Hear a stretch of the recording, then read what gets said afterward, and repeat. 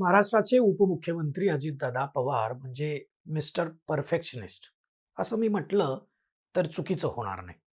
त्याची कारणं पण तशीच आहे. म्हणून मी अजितदादांचा उल्लेख मिस्टर परफेक्शनिस्ट असा केला. म्हणजे अजितदादा देखील माणूसच होते.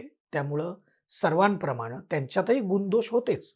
पण आजचा दिवस त्यांच्या दोषाविषयी चर्चा करण्याचा नाही. काल 28 जानेवारीला त्यांच्या विमानाला लँडिंग करताना बारामतीमध्ये अपघात झाला आणि त्यामध्ये त्यांचा दुर्दैवी अंत झाला. अजितदादा गेले म्हणून महाराष्ट्र हळहळला. पण नुसती हळहळ व्यक्त करून उपयोग नाही. अजितदादांसारखं आपल्याला आपल्या जीवनामध्ये काही चांगलं करता येईल का याचा विचार व्हायला हवा. म्हणून अजितदादांच्या ज्या गोष्टी आपण सर्वांनी पाहिल्या, अनुभवल्या, त्याविषयी बोलणं आज महत्त्वाचं वाटतं. अजितदादांकडून शिकाव्या अशा अनेक गोष्टी होत्या. मात्र त्यापैकी केवळ 10च गोष्टींबद्दल, त्यांच्या 10 गुणांबद्दल मी इथं बोलणार आहे. कदाचित त्या 10 गोष्टींमुळंच अजितदादांना मिस्टर परफेक्शनिस्ट म्हटलं तर चुकीचं ठरणार नाही. अजितदादांचे हे 10 गुण आपण या व्हिडिओमधून जाणून घेऊयात. नमस्कार मंडळी, मी दीपक दराडे आणि तुम्ही पाहताय फॉर द पीपल न्यूज. अजितदादांच्या या गोष्टी कोणत्या होत्या हे जाणून घेण्यासाठी हा व्हिडिओ शेवटपर्यंत बघा. अजितदादा म्हटलं की एक गोष्ट सातत्यानं दिसली, ती म्हणजे त्यांचा वक्तशीरपणा. काम कोणतंही असो, ठिकाण कुठेही असो, अजितदादा वेळेवर यायचे. एखादा कार्यक्रम असेल किंवा बैठक असेल, अजितदादांना यायला उशीर झालाय आणि लोक त्यांची वाट बघतायत, असं त्यांच्या संपूर्ण कारकिर्दीमध्ये कधी झालं नाही. अजितदादा सकाळी 6 वाजता विकास कामांची पाहणी करताना दिसले. अनेक जण सांगतात, भेटीसाठी अजितदादांनी सकाळी 6 किंवा 7ची वेळ दिली. म्हणजे हा माणूस सकाळी किती वाजता उठत असेल? त्यांचं कधी आवरत असतील? असा विचार आपल्या मनात अगदी सहजपणे येतो. बरं, हे एका दिवसासाठी नाही. गेली कित्येक वर्ष हाच त्यांचा दररोजचा दिनक्रम आहे. रात्री झोपायला उशीर झालाय किंवा प्रवास करून आले, दमलेत म्हणून आज जरा उशिरा उठू, असं कधीच अजितदादांच्या बाबतीमध्ये घडलेलं ऐकलेलं नाहीये. बरं, ठिकाण कुठलंही असो, बारामती असो, पुणे किंवा मुंबई असो किंवा इतर कुठेही, त्यांचा हा शिरस्ता कधीच बदलला नाही. अनेकदा तर कार्यक्रमाचं आयोजन करणाऱ्यांची पंचायत व्हायची. अजितदादा कार्यक्रमाला वेळेवर यायचे आणि आपल्याकडच्या लोकांना मात्र वेळेवर यायची सवय नसते. त्यामुळे अजितदादा आल्यानंतर त्या ठिकाणी माणसं नसायची. आपण आपल्याकडची नेतेमंडळी इतर बघतो, गर्दी किती झाली आहे हे बघून कार्यक्रमाच्या ठिकाणी ते येतात. परंतु अजितदादा 5-10 लोक उपस्थित असतील तर तेवढ्याच लोकांच्या उपस्थितीमध्ये कार्यक्रम सुरू करणार आणि तो संपवून पुढच्या कार्यक्रमाला किंवा बैठकीला वेळेत हजर राहणार. अजितदादा घड्याळाच्या काट्यानुसार चालणारा नेता होता. हेच आपण संपूर्ण त्यांच्या कारकिर्दीत पाहिलं. अजितदादांचा दुसरा गुण म्हणजे स्पष्ट वक्तेपणा. अजितदादांनी कधीही खोटं आश्वासन देऊन कार्यकर्त्याला किंवा त्यांच्याकडे काम घेऊन आलेल्या माणसाला झुलवत ठेवलं नाही. काम होणार असेल तर ते ताबडतोब त्याच वेळी त्याच्यावर तोडगा काढून काम फत्ते करून टाकणार आणि जर काम होणार नसेल तर स्पष्टपणे ते कसं होत नाही हे सांगून त्या व्यक्तीला पुन्हा या कामासाठी वेळ वाया घालवू नको म्हणून तोंडावर स्पष्टपणे सांगणार. त्यामुळे दररोज हजारोंच्या संख्येनं माणसं त्यांना भेटायची. तेव्हा त्यांच्याकडून अपेक्षाभंग किंवा झुलवत आपल्याला ठेवल्याचा त्रागा कधी कुणी केल्याचं दिसलं नाही. अजितदादांचा तिसरा गुण सांगायचा झाला तर स्वच्छताप्रिय. अजितदादा स्वच्छतेच्या बाबतीमध्ये प्रचंड आग्रही राहिले. ते घरी असतील, त्यांच्या संस्थांमध्ये असतील किंवा सरकारी कार्यालयामध्ये असतील, ते जिथं कुठं असतील तिथं स्वच्छता आवर्जून दिसायची. आणि त्याचं कारण म्हणजे जर का तिथं अस्वच्छता आढळली तर तिथल्या तिथंच अजितदादांकडून संबंधितांची कान उघडणी केली जायची. अजितदादांचा चौथा गुण सांगायचा झाला तर कामाच्या बाबतीतला काटेकोरपणा. अजितदादा नेहमी विकास कामांची पाहणी करायला जात असत. तेव्हा विकास कामांमध्ये कुठं त्रुटी राहिल्या तर त्यांच्या क्षानाक्ष नजरेतून त्या कधीच सुटल्या नाहीत. आणि याचा अनुभव सरकारी तसेच खाजगी कामांच्या उद्घाटन प्रसंगी अनेकदा आपण अनुभवलाय, बघितलाय, ऐकलाय. त्यांच्या बाबतीतल्या मजेशीर रील्स देखील आपण खूप व्हायरल झालेल्या आपण बघितलेल्या. एक उदाहरण सांगतो. समृद्धी महामार्गाच्या उद्घाटनाच्या वेळी मुख्यमंत्री देवेंद्र फडणवीस यांच्यासोबत अजितदादा त्या रस्त्याची, त्या महामार्गाची पाहणी करण्यासाठी गेले.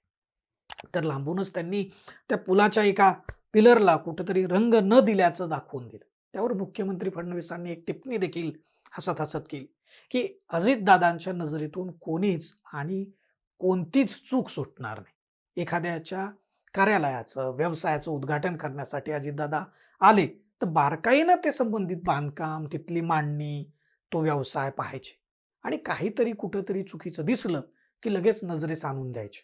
त्यांच्या बाबतीतला 5वा जर आणखी एक गुण सांगायचा झाला, तर त्यांची करडी शिस्त. अजितदादा येणार आहेत म्हणून संबंधित ठिकाणचे अधिकारी असतील किंवा पुढारी असतील, त्यांचे कार्यकर्ते असतील, कोणी असेल, सगळ्यांना अजितदादांच्या शिस्तीची भारी धास्ती असायची. वेळेत उपस्थित असणं, नीटनेटकेपणानं असणं, मागण्यांचा जो अर्ज असेल तो व्यवस्थित लिहिलेला असणं, अजितदादांना नेमकेपणा आवडायचा आणि हा नेमकेपणा त्यांच्या शिस्तीतून आलेला होता आणि ते नेहमीच नेमकेपणाबद्दल आग्रही असायचे. अजितदादांचा 6वा गुण वेगवान निर्णय घेण्याची क्षमता हा सांगता येईल. त्यांच्याकडं निर्णय क्षमता होती. महाराष्ट्राच्या राजकारणात अजितदादांनी सुमारे 35 वर्ष काम केलं. या कालावधीत अनेक मंत्रिमंडळ सांभाळली, अनेक खात्याचा कारभार सांभाळला. त्यांच्या समवेत काम केलेल्या अधिकाऱ्यांशी, मंत्रिमंडळातील सहकारी मंत्र्यांशी, त्यांच्या निकटवर्ती व्यक्तींशी बोललात तर अजितदादा एखाद्या जटिल प्रश्नावर कसा कायदेशीर मार्ग काढायचे आणि संबंधितांना न्याय मिळवून द्यायचे याची असंख्य उदाहरणं तुमच्या समोर येतील. मुख्यमंत्री देवेंद्र फडणवीस यांनी देखील काल अजितदादांविषयी बोलताना याविषयी एक आठवण सांगितली. मुख्यमंत्री म्हणाले की अजितदादांचा प्रशासकीय कामकाज आणि कायद्याचा इतका बारकाईने अभ्यास आहे की जनतेसाठी महत्वाच्या परंतु कायदेशीर दृष्ट्या कुठेतरी जटिल असलेल्या प्रश्नावर अजितदादांकडे मार्ग असायचा, असं फडणवीस म्हणाले. आणि दुसरी बाब म्हणजे अजितदादा कधीच निर्णय लांबवत नसत. जिथल्या तिथं सर्व विभागाचे संबंधित लोकांना उपस्थित ठेवून कामाच्या बाबतीतले निर्णय घेणारा नेता म्हणून अजितदादांची ओळख होती. तिथल्या तिथंच फडशा पाडणारा हा नेता होता. यालाच अनुसरून अजितदादांचा 7वा गुण सांगता येईल. तो म्हणजे प्रशासनावर मजबूत पकड असलेला हा नेता होता. महाराष्ट्रात असे फार कमी नेते झाले की ज्यांची प्रशासनावर मजबूत पकड राहिली. त्यामध्ये अजितदादा पवार यांचं नाव अगदी अग्रक्रमानं घ्यावं लागेल. एखाद्या कामामध्ये दिरंगाई होण्यात किंवा काम न होण्यासाठी प्रशासनाला कोणतीही कारणं देता येणार नाहीत, अशा पद्धतीने अजितदादा संबंधित विभागाला किंवा अधिकाऱ्याला काम सांगायचे. आणि जर चुकून त्यातनंही कामात गडबड झालीच तर संबंधित कितीही मोठा अधिकारी असला तरी त्याची भीडभाड अजितदादांनी कधी ठेवली नाही. त्यामुळे प्रशासनातला प्रत्येक जण अजितदादांचं काम म्हटलं की अगोदरच अलर्ट मोडवर जायचा. अजितदादांचा आणखी एक गुण सांगता येईल, तो 8वा गुण म्हणजे त्यांचा जनसंपर्क. राज्याचा तुम्हाला जर नेता व्हायचा असेल तर तुमचा जनसंपर्क दांडगा पाहिजे आणि तो टिकवून ठेवता आला पाहिजे. अजितदादा शरद पवारांच्या सावलीमध्ये वाढले. मोठ्या नेत्यांच्या छत्रछायेखाली पुन्हा त्यांच्याच घरातला एखादा नेता होणं अवघड आहे, पण अजितदादांनी ही किमिया साधली. अजितदादांचा महाराष्ट्राच्या कानाकोपऱ्यात दांडगा जनसंपर्क आहे. अजितदादांच्या कार्यालयामध्ये, त्यांच्या बंगल्यावर, त्यांच्या दौऱ्यामध्ये त्यांना भेटणाऱ्या लोकांची गर्दी पाहिली की तुम्हाला याचं उत्तर मिळेल. एवढी माणसं महाराष्ट्रातल्या दुसऱ्या कोणत्याच मंत्र्याकडं काय येत नसतील असा प्रश्न देखील पडायचा. तेव्हाच त्याचं उत्तर पण मिळायचं. अजितदादा कामाचा माणूस होते आणि ते नेहमी म्हणायचे की मी कामाचा माणूस आहे आणि म्हणून लोक पण त्यांच्याकडे यायचे काम घेऊन. अजितदादांचा 9वा गुण ही त्यांची विकास दृष्टी होती. त्यांच्या हातून झालेल्या कामाचा दर्जा होता, गुणवत्ता होती आणि या बाबतीत ते कधी तडजोड करायचे नाहीत.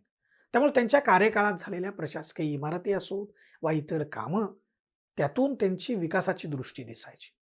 बारामतीला एक जागतिक दर्जाचं शहर बनवायचं काम त्यांनी हाती घेतलं होतं आणि कैक वर्ष ते करत होते आणि ते बहुतांश त्यांनी करून सुद्धा दाखवलं. मी बारामती, पिंपरी चिंचवड ही शहरं पाहिली की अजितदादांचा विकासाचा दृष्टिकोन दिसतो. अजितदादांचा 10वा गुण तुम्हाला सांगायचा झालं तर त्यांची कार्यक्षमता सांगता येईल. The man who performs and delivers अशी त्यांची ओळख होती. अफाट कार्यक्षमता असलेला हा नेता आपल्यातून निघून गेल्यानंतर आता त्यांच्या नसण्यानं काय काय बिघडू शकतं याची गोळाबेरीज सुरू झाली. मी सुरुवातीलाच म्हटल्याप्रमाणे माणूस म्हटलं की गुणदोष आलेच, तसे ते अजितदादांमध्ये पण होते. परंतु आज दोषांची चर्चा करण्याचा हा दिवसच नाही. त्यांच्यातील गुणांकडे पाहायचं झालं तर त्यांचे हे 10 गुण फार महत्वाचे वाटतात. राजकारण असो किंवा इतर कुठलंही क्षेत्र. तुम्हाला तुमच्या क्षेत्रातील दादा माणूस व्हायचं असेल, तर अजितदादांमध्ये असलेल्या या गुणांची आवश्यकता तुम्हाला पण आहे.